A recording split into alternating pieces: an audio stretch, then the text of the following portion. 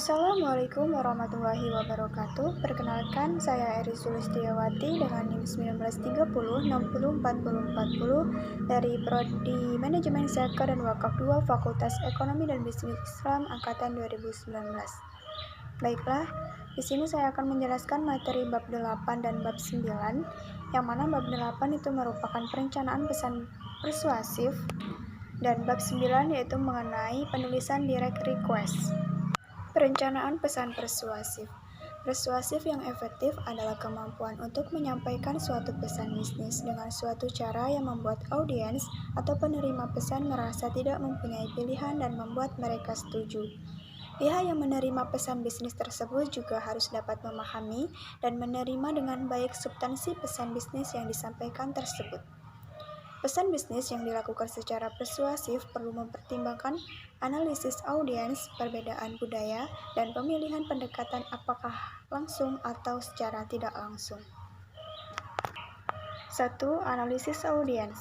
Penyampaian pesan bisnis secara persuasif yang terbaik yaitu dengan cara menghubungkan suatu pesan dengan minat dan hasrat audiens. Adapun kebutuhan bagi audiens antara lain: yang pertama, kebutuhan fisiologis. Yang kedua, kebutuhan keselamatan dan keamanan. Yang ketiga, kebutuhan sosial. Yang keempat, kebutuhan status. Dan yang terakhir, kebutuhan aktualisasi dini. 2. Pertimbangan perbedaan budaya. Pemahaman terhadap budaya yang berbeda sangat berarti bagi efektivitas penyampaian pesan-pesan persuasif. Hal ini mengingatkan bahwa cara memberikan persuasif untuk budaya yang berbeda-beda akan berbeda pula. 3. Pemilihan pendekatan organisasi. Pendekatan organisasi dapat dilakukan secara langsung dan tidak langsung. Pemilihan pendekatan organisasional yang tepat dilakukan berdasarkan kemungkinan reaksi audiens terhadap pesan yang disampaikan. Hakikat dari persuasi yaitu untuk meyakinkan audiens atau mengubah sikap, kepercayaan, atau tindakan mereka. Mengembangkan pesan persuasif. Dalam pengembangan pesan persuasif yang efektif mencakup 4 komponen penting, yaitu 1. Menetapkan kredibilitas. 2. Kerangka argumentasi AIDA. Ini terdiri dari 4 jenis, yaitu action atau perhatian, interest atau minat, desire atau hasrat, dan action atau tindakan. Yang ketiga, memilih daya pemikat. Ini juga memiliki 2 jenis, yaitu pemikat emosional dan pemikat logika.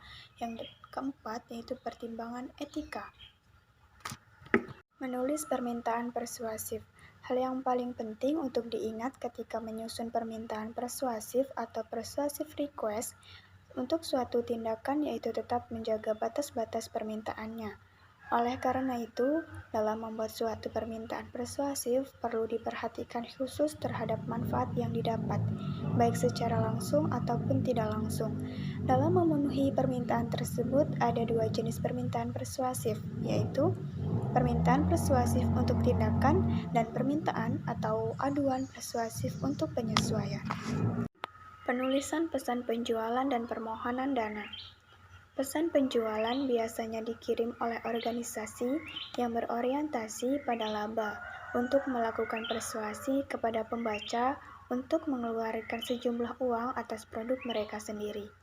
Sementara itu, di lain pihak, pesan permohonan bantuan dana biasanya dikirim oleh organisasi yang berorientasi non-laba untuk melakukan persuasi kepada pembaca untuk memberikan bantuan dana atau lainnya kepada pihak lain. Bab 9. Penulisan direct request. Pengorganisasian direct request.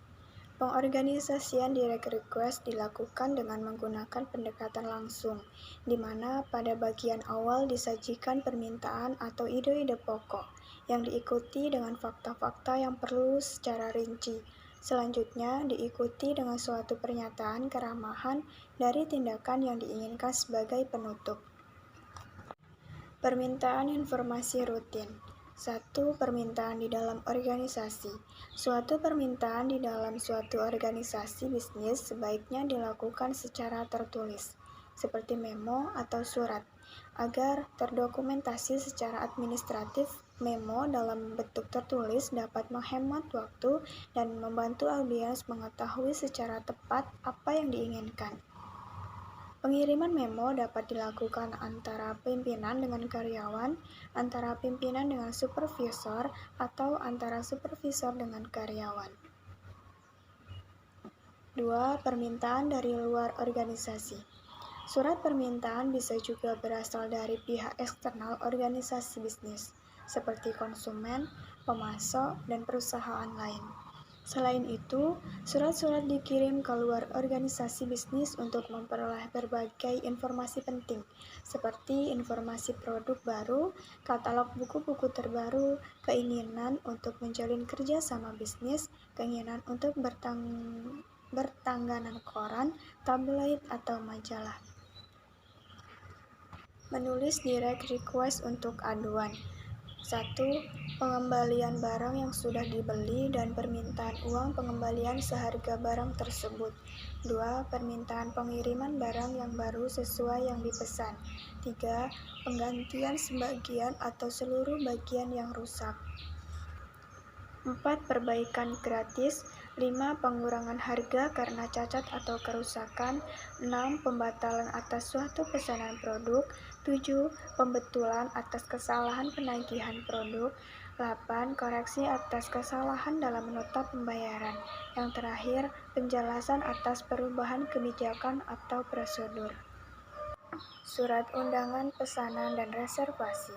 Pada umumnya, pendekatan yang digunakan dalam menyusun surat undangan, pesanan, dan reservasi adalah pendekatan secara langsung.